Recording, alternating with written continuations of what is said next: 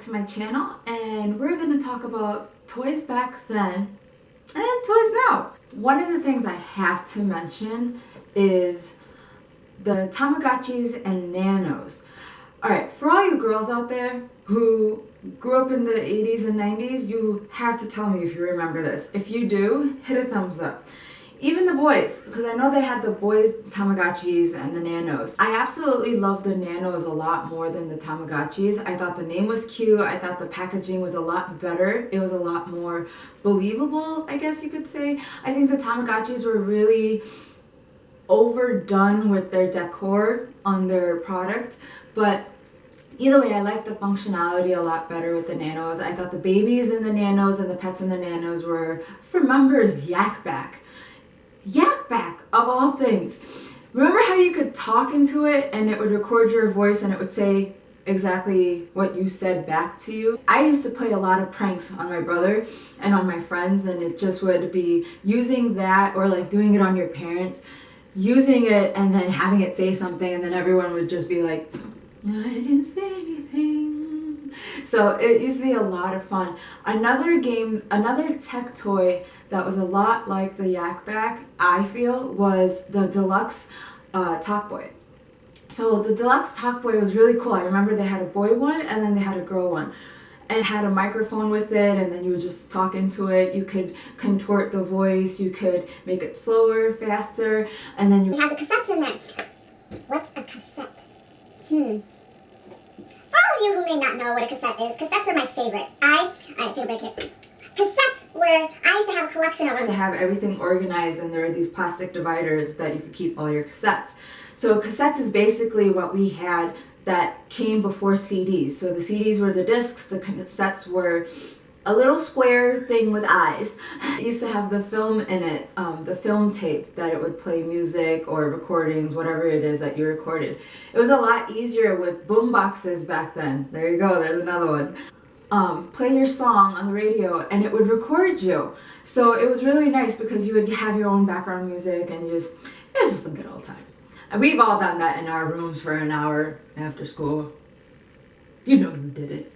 And it was just a lot of fun. So the Talk Boys used to have the cassettes in it, so you could record as much as you wanted. You could rewrite over them and, save them, or, whatever you wanted to do. So they were a lot of fun. I thought a lot of the old toys in the 90s really had kids be extremely interactive. Who remembers the pink and purple Dear Diaries that used to what?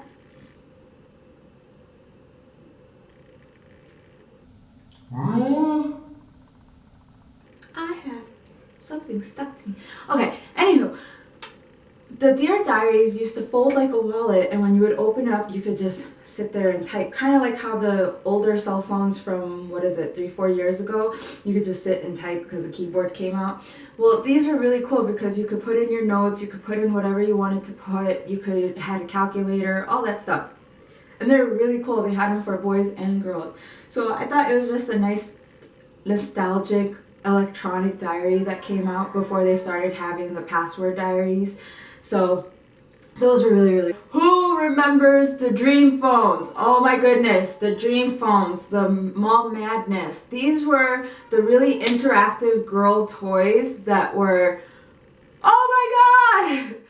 All the girls used to go nuts. I remember, at least I did. I would walk into stores constantly looking for the Dream Phones, or especially the Mall Madness. It came with a credit card, it came with a debit card, it came with the cash money, it came with everything, and it was a board game. Did I mention that? It was a board game, and it's really hard to find these toys nowadays, but I mean, if I could get my hands on it, child, we're playing, you can find them. Or if you know where to find them, let me know, comment below. The Dream Phones and the Mall Madness were definitely a big hit, just like the Easy Bake Ovens. The Easy Bake Ovens, I swear to God, who wasn't obsessed with those? Who didn't love being able to bake cupcakes, cakes, sweets, desserts, treats, all without using an actual conventional oven. It was really nice. You got to use it yourself. You got to do it with your, your mom or your sisters or your friends. It was just really great. And then you decorate, and the best part was everything came together in a kit. So those were really, really cool. I know they still sell those, so. It's a nostalgic thing, baby. Nostalgic thing. It always warms the heart. Right there. Who remembers Simon and Bop It? Remember, it's just like, hit it, tap it, twist it, pop it. So it was really, that's probably a horrible example. But it was really cool because it really challenged your mind to do things at a high speed while you were multitasking. Well, I used to love that. I think those were very cool. I thought it was a very good way to test your mind and, put your mind through a great practice that way. So I know they have similar things that are sort of like it, but I'm sorry. Nothing's better than an original. Every Halloween, everybody loved getting the fake bugs. Everybody loved do you know where I'm going with this? Everybody loved getting the fake snakes and getting stuff that either looked like bugs or looked completely gross and disgusting. Things that you could either eat or you could just throw at people and scare the bejesus out of them. But who remembers creepy crawlers? Oh my goodness. I remember I used to sit in my basement and I used to make these creepy crawlers with my family and my friends, and oh my goodness, it used to be so much fun. And then you would get your little, your little handle spatula, whatever majigger, and you would get that, put it on the tray after you filled in all your little buggies in your silver tray, and then you pop it into the little oven, and then you would let that cook or bake or heat up or solidify, and then you would pull it out. And then they'd be like wiggly, and you could throw them at people, a bunch of crazy pranks, and just gross the heck out of people as much as you want. And of course, we all know if someone did it to us, we'd freak out. Okay. We all love the driving games in an arcade. I'm sorry if you don't. I don't know where you've been. I don't know where you've been living. I don't know what cave you've been in. I'm sorry. When I was a kid, I used to love the driving games, and I thought they were so cool because it was the one time you could get away with driving, not need a license, not need an insurance card, not need anything. And it didn't cost much. The portable learn to drive. Who remembers that? It was so cool. You could just sit at your, in your bed or, at a table or whatever, and you would just sit and you would just drive, and then you had the gear and it had the little screen. And when you look at those, they were really, it was just like a dotted road and then a little car that would just move like this. And you could tell it looked like it was on a piece of paper that would just go like this the entire time. But back then, that was the cool thing. So I would definitely challenge the toy companies to make toys that were like that, but to fit in our generation. Now, talking about games in this generation. I'm not really a fan of toys nowadays, just because I feel like everything is so advanced. I mean, where's the toys? I mean, I feel like every time I go through a toy store or I go through any kind of toy section in a department store, it's a bunch of action figures, it's a bunch of puzzles, it's a bunch of I feel like things are displayed okay, I don't know what to put here for toys, so let's just throw whatever there we can. And the majority of them are baby toys and little kid toys, but not anything how I described, where it was really interactive and stuff.